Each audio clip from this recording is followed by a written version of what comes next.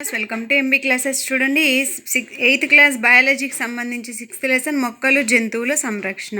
మీకు 6th and 7th general సైన్స్కి సంబంధించిన మొత్తం లెసన్స్ కూడా అప్లోడ్ చేయడం జరిగింది. ప్లేలిస్ట్లో ఉంది, చూసుకోండి. జీవుల మనుగడకు అటవీ నిర్మూలన ఒక ప్రధాన ముప్పు.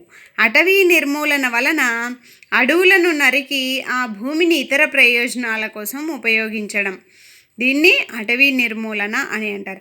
అడవులు నరికివేయడం వలన కారణాలు ఎందుకు నరికివేస్తున్నారంటే సాగు కోసం భూమిని సేకరించడం, భవనాలు కర్మాగారాలు నిర్మించడం, కలపను గృహోపకరణాల తయారీకి ఇంధనంగా వాడడం కొరకు. అటవీ నిర్మూలనకు సహజ కారణాలు కారుచిచ్చు, తీవ్రమైన కరువులని గుర్తుపెట్టుకొని. అటవీ నిర్మూలన పరిణామాలు. అడవులను మనం నిర్మూలించడం వలన కలిగే పరిణామాలు ఏంటంటే భూమిపై ఉష్ణోగ్రతలు, కాలుష్య స్థాయి పెరగడం, వాతావరణంలో కార్బన్ డైఆక్సైడ్ స్థాయి పెరగడం, భూగర్భ జలాలు తగ్గడం, ప్రకృతి సమతుల్యత దెబ్బతినడం, వర్షపాతం, నేలసారం తగ్గడం, కరువులు, వరదలు వంటి ప్రకృతి వైపరీత్యాలు వచ్చే అవకాశాలు ఉన్నాయి.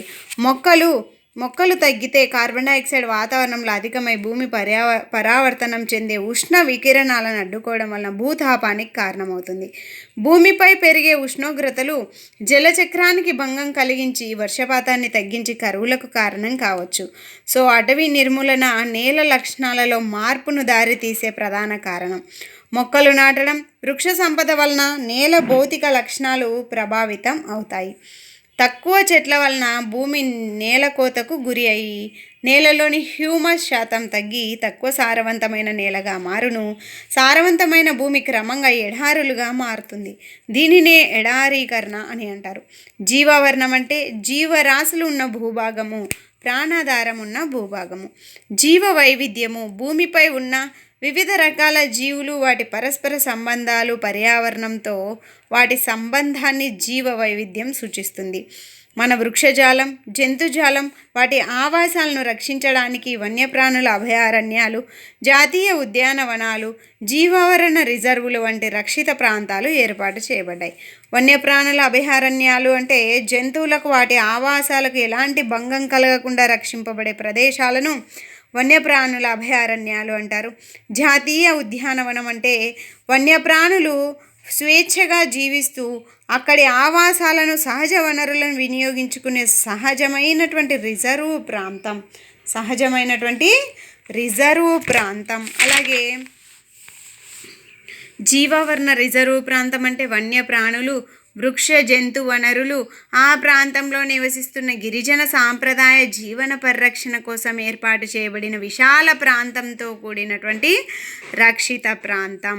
జీవ వైవిధ్యం సాధారణంగా ఒక ప్రాంతంలో కనిపించే వివిధ రకాల మొక్కలు, జంతువులు, సూక్ష్మజీవులు, వీటన్నింటిని కలిపి జీవ వైవిధ్యం అంటారు. నెక్స్ట్, పచ్మర్హి జీవావరణ రిజర్వులో సాత్పూరా అనే జాతీయ ఉద్యానవనం, భోరీ మరియు పచ్మర్హి అనే 2 వన్యప్రాణుల అభయారణ్యాలు ఉన్నాయి. చూడండి, పచ్మర్హి జీవావరణ రిజర్వులో సాత్పూరా అనే జాతీయ ఉద్యానవనం ఉంది, మరియు బోరీ మరియు పచ్మర్హి అనే 2 వన్యప్రాణుల అభయారణ్యాలు కూడా ఉన్నాయి. నిర్దిష్ట ప్రాంతంలో కనిపించే మొక్కలు, జంతువులను వరుసగా ఆ ప్రాంతంలోని వృక్షజాలము, జంతుజాలము అంటారు. పచ్మర్హి జీవావరణ రిజర్వులోని వృక్షజాలం, జంతుజాలాలని చూద్దాం.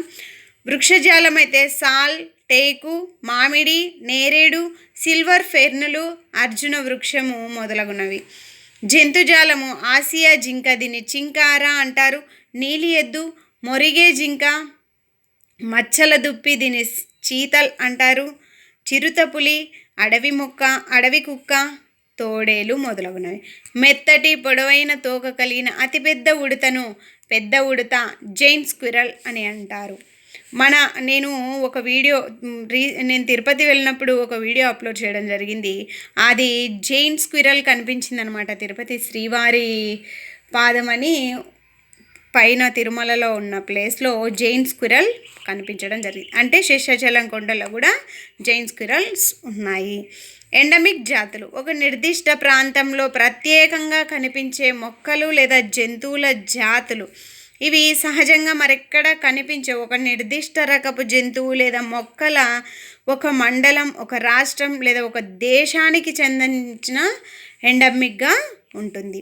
పచ్మర్హి జీవవన రిజర్వ్ ప్రాంతంలో ఉన్న ఎండమిక్ వృక్ష జాతులు సాల్, అడవి మామిడి. ఎండమిక్ జంతు జాతులు అడవి దున్న, భారతదేశ పెద్ద ఉడత. ఓకే, నెక్స్ట్ జాతి అనేది అంతర సంతానోత్పత్తి సామర్థ్యం కలిగిన జనాభా సమూహము. ఒక జాతికి చెందిన జీవులు తమ సొంత జీవులతో మాత్రమే ఫలవంతమైనటువంటి సంతానాన్ని ఉత్పత్తి చేయగలవు. వన్యప్రాణుల అభయారణ్యంలో నివసించే ప్రజలు తమ పశువులను మేపడం, ఔషధ మొక్కలు, కట్టెలు సేకరించడం వంటి కొన్ని కార్యకలాపాలను చేసుకోవడానికి అనుమతిస్తారు.